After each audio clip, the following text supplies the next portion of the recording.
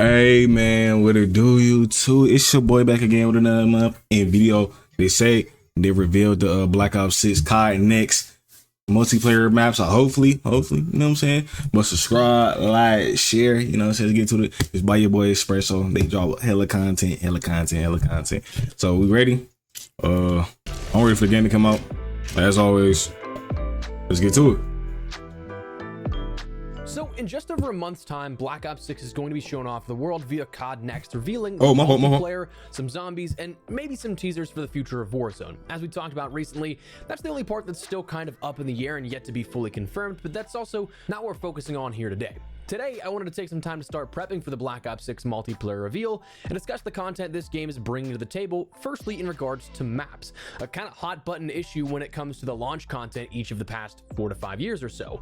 So today we're going to be taking a look at what we know, some things to consider, and the future beyond launch, what the outlook for multiplayer looks like in Black Ops 6. So as we go along, drop your thoughts down below. What are you hoping to see out of the multiplayer map offerings and the reveal overall for Black Ops 6? Let me know. If you enjoyed the video, you found it at all insightful, do me a favor and drop a like on it, and make sure to subscribe for more Black Ops 6 and other FPS content. I'd love to have in the community as we chase down 600,000 subscribers. But for now, Y'all go sub. Firstly, Black Ops 6 has been officially detailed to come along with 16 multiplayer maps. We know that. Speaking, Black Ops 6's 16 launch maps would tie it for 4th most that we've seen ever in COD history at a game's launch. Beaten only by Modern Warfare 3 this past year, thanks to the ground war maps added on top of the remastered 6v6 maps, Vanguard thanks to the Champion Hill map, or maps depending on how you look at it, and Modern Warfare 2019 with the most multiplayer maps at launch, but only because of the large boost that was afforded to it between 7 gunfight maps and 4 ground war maps. The difference with those games is they all kind of splinter the multiplayer offering a bit to grant a little bit of everything for everyone.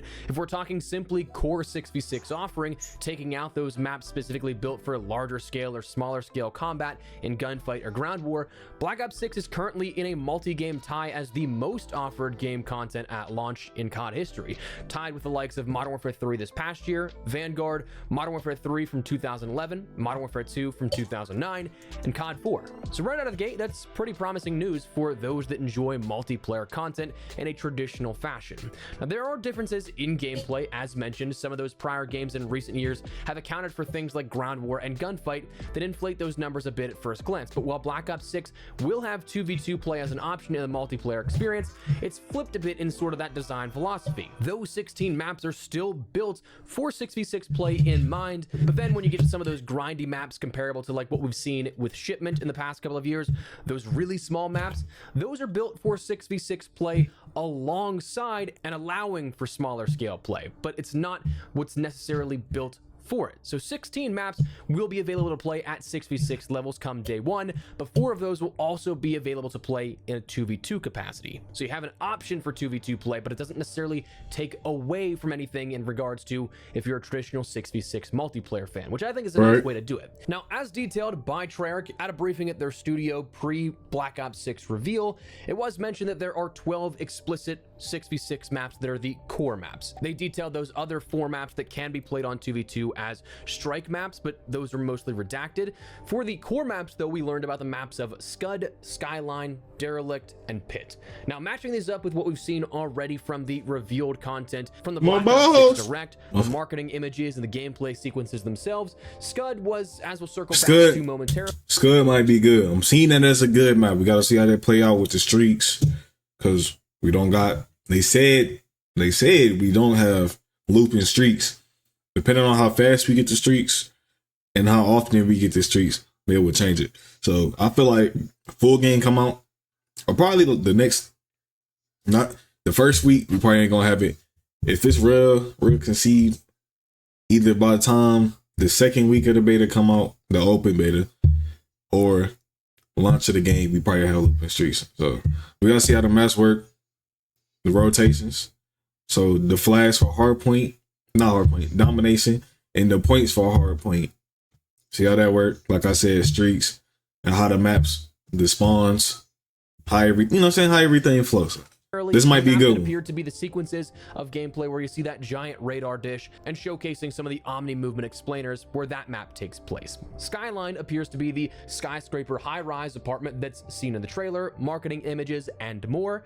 Derelict appears to be the abandoned train yard that we'd seen through those gameplay sequences, and again, official marketing images as well. And Pit, there's less footage shown off of this one, but it appears to be that smaller scale, tight, close quarters map from the shotgun experience where players are running in and out of those mine-like tunnels. Then the only other map that we learned about at this briefing was a map that was amongst a list of redacted maps, but you could see behind it that it was very clearly a new variation of Nuketown. Now, there also were unknown and previously leaked maps such as Radar, Island, Pillage, Canals, CMD, Grind, Firing Range, and Veiled that were in the discussion for months on end. And again, in full transparency, that list is perhaps a long outdated list. That is dated back to the end of last year, so there's a few factors to consider with those final sort of 8 mentioned that we already know about. Number one, it's very likely these could be some crossover, like Scud is apparently... I actually want to say something real quick.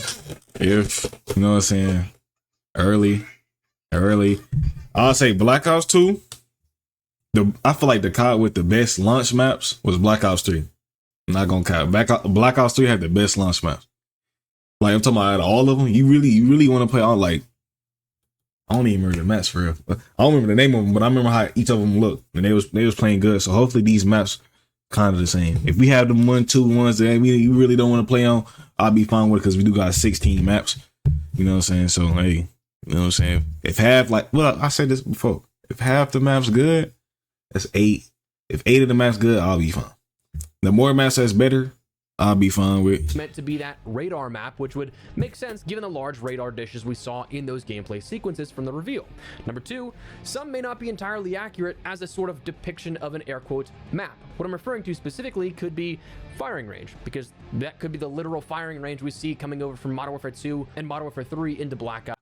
Bamboo HR is a complete HR, payroll, and benefits platform where everything works together in Ops 6, and that create a class option. Number 3, some of those could have just been cut in that time, and perhaps number 4, some could be campaign levels, which actually leads me to my next mention. We've seen a lot of footage than just those 4 to 5 maps showcased officially from Treyarch in the official marketing, the gameplay thus far, and everything we saw out of the Black Ops 6 Direct. So how much of that is multiplayer versus how much is campaign missions? Well, one key factor of this discussion is that mostly multiplayer maps will share the world of a campaign mission if they're not necessarily just 100% unique to that specific game. Even if it's not a direct area from the campaign mission, it can be connected like, oh, I remember seeing that in the campaign before. Again, even if it's not exactly the same. But out of the gameplay we've seen so far, you have areas that could include the casino from a campaign level, a Vorkuta-like snow-covered prison, a map rumored to be called Rewind, in which you see the video store and the long street gunplay sequences. Also, it's rumored that map takes place in Liberty Falls, so that could be some interesting zombies crossover with existing lore in the storyline that I'll be interested to see how I know you be complaining. I know you need reusing. I want to give a damn. Once the game, I'm gonna fuck. Sequences of a CIA black site, and there's also a destroyed town that's shown off in some of that gameplay footage as well. So if I were to separate these into expected sequence breakdowns, well, the casino and black site, I believe, are campaign missions. That doesn't necessarily mean that they won't show up in multiplayer, but I just mean what was shown off in the Black Ops 6 Direct and the reveals are examples just from the campaign with that gameplay. However, I believe there are 2 that we've probably seen some footage of both campaign and multiplayer. While there's definitely campaign footage of the Vorkuta mission, that also could feature some multiplayer footage when the attack helicopter is called in, when you're in that perspective actually on the chopper. But then also storming of Saddam Hussein's palace, of course, we see those desert sequences where that is absolutely going to be something campaign if I were to take an educated guess. But you also see some first-person perspective of shooting that could be around the ruins of that as well. We're doing the campaign. We're doing the campaign. Destroyed town and the map rumored to be named Rewind being straight up multiplayer footage from the It's in the rain, which I do think is probably pretty accurate. So you kind of have a mixed bag of what was showcased and everything we've seen thus far for the reveal, but we've honestly seen a decent bit of what to expect already out of those 16 maps. Not everything, but a good starting point. But that leads to the future. What about considerations for where we go post-launch. We've talked about those 16 maps you can expect to Probably play some on remastered, the experience sort of little sprinkle of the remasters every season. There's going to be ground war, so larger and then an original map. may be out of the question, and the focus may be more so on just the core 6v6 experience. Good or bad, depending on who you ask. I know some people in the comments have mentioned they love ground war, myself included. It's a bummer that we didn't see really any ground war experience expanded upon this year with Modern Warfare 3, as we've seen in the past, but also, as we'll touch on in a second, just kind of focusing all on one thing in the core 6v6 experience may give a better experience in the long run. But my question is, can it keep up with, say, Modern Warfare 3 coming off a very hot year of support, or even Cold War's level of post-launch support? Immediately following Modern Warfare 3 I feel like they from can. simply a multiplayer perspective is actually kind of a tall task in my opinion. We talked recently about how Modern Warfare 3 was the most multiplayer focused post-launch support year in COD history, between events, unlockable items, and sort of quest lines for content, and of course, map introductions. Between new maps, reimaginations of some old ones, and map variations, Modern Warfare 3 has, through Season 5 upcoming and another season to go beyond that, already tied the threshold for most multiplayer maps in a post-launch content season at 31 maps. And again, whatever Season 6 brings beyond that will make it the most supported game post-launch for multiplayer maps. Again, that does include variants, reimaginations, and brand new maps altogether, but the whole mixed bag, the most we've seen in COD history. Now again, certainly you can argue that not every introduction was original, as thematic reskins aren't necessarily the same undertaking as creating a whole new map perhaps, but in terms of pure focus to make the game feel fresh compared to what you have been playing, the effort is no doubt there. So the question in that sense of exceeding either the original maps or just the effort put in may be a tall task. However, I feel like the more realistic standard for chasing the air quote successful year of map support would be Treyarch's last title in Cold War, which introduced 29 maps post-launch. You know what's crazy? I ain't never played that map a day in my life. Fire team offerings.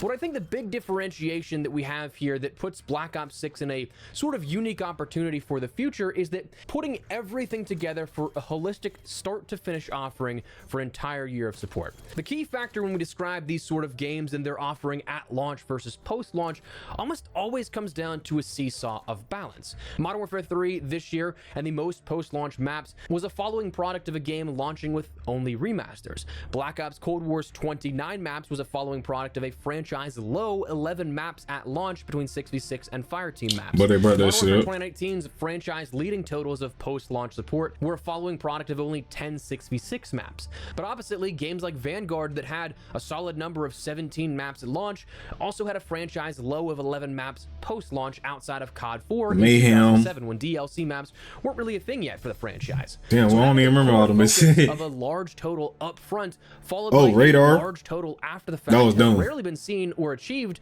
in at least the free content offering years. If you want to go back to like Modern Warfare 3 in 2011, that had 16 maps at launch plus 27 maps across the various different modes of face-off and the 6v6 experience as well. But especially in the more recent years, the last 5 to 6 years, well, Treyarch are in a very unique position to be able to keep focus on that and offer a great experience at launch as well as post-launch, assuming that opportunity is taken. So that said, that's what we know about with the multiplayer maps and what we've seen so far from gameplay reveals, what's coming at launch, and what looks potentially to be coming as a possibility. COD next month. In here again ahead of the COD next reveal coming in just a little over a month. We're gonna have a lot more details coming in that time, and then of course at the reveal as well. So just wanted to bring you guys this in the meantime, but let me know your thoughts down below. What are you hoping to see out of the multiplayer experience for maps?